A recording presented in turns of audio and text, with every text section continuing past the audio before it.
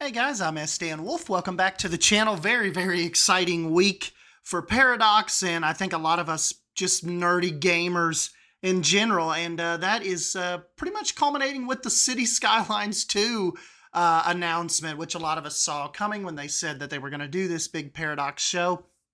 And I think it is it's a very interesting time.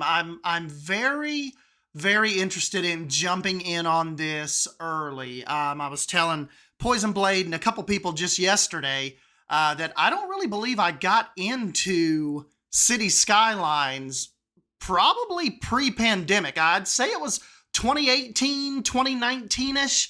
I've got about 300 hours in the game, but it just seems like it always seemed with City Skylines like I missed the boat. You know, I got in it really late. Seemed like a really fun game, but as far as the modding and stuff goes, I never really seemed to be able to quite grasp that as well. It seemed like there was some of the modding I could make to work, you know, like the move it tool and all that would work fine. But I found that a lot of buildings that I would, you know, awesome looking buildings that I would find on the workshop and would try to bring them over into the game, I would never see them, or I couldn't find the tab that they were in, or they just wouldn't show up.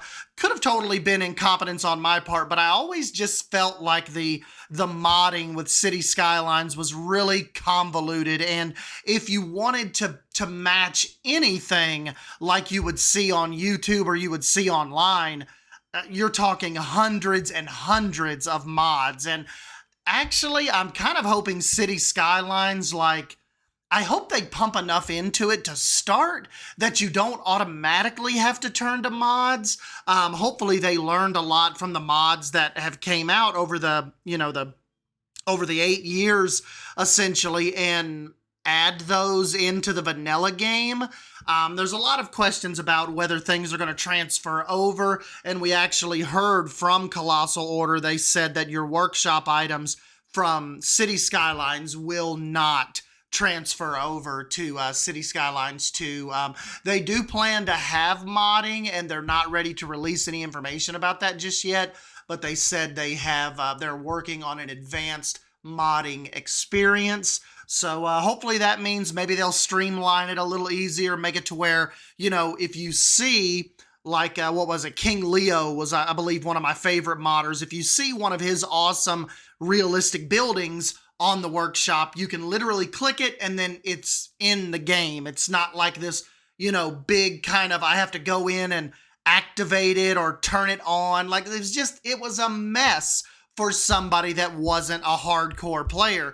And if you're a casual like I was, it really kind of turns you off. And a lot of times I would just go back to, if I wanted to play a city game, I would just go back to Sim City, or, you know, one of those that was just, you know, honestly just a little more dumbed down, and you could get a big city going and watch the traffic. And yeah, it wasn't as pretty or as in-depth as City Skylines, but the accessibility of it was just fun. You could jump in and play for a couple hours and then get out. It wasn't like this big modded journey you had to go through of turning on 280 different assets just to be able to jump in and join the game. So I'm hoping vanilla City Skylines 2 takes a bigger jump, and we don't necessarily have to go down the modded rabbit hole right at launch. But anyways, you guys have to let me know what you think. I love the very last bit of this trailer. Just those, like, almost like a Manhattan type setting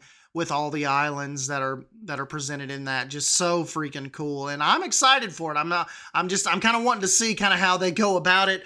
We know there was some talk early that we thought that maybe this was being developed in Unreal Engine because of that Unreal Engine gas station asset that we saw, that some of the YouTubers were talking about. But Colossal Order actually came out and they replied to somebody's tweet and said Colossal Order is being developed on the Unity engine, which a lot of people say, I believe it was Biffa said that the Unity engine has came a long ways since the original City Skylines. And remember, games like Prehistoric Kingdom and 7 Days to Die, those games are, they're actively using Unity.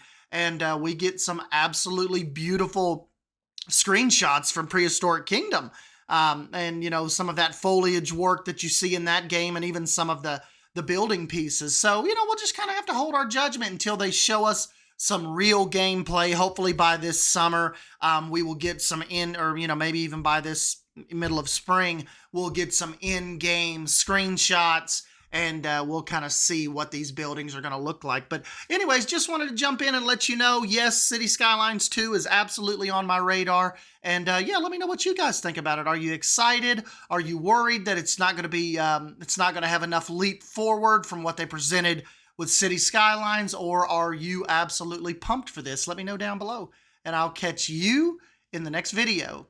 See ya!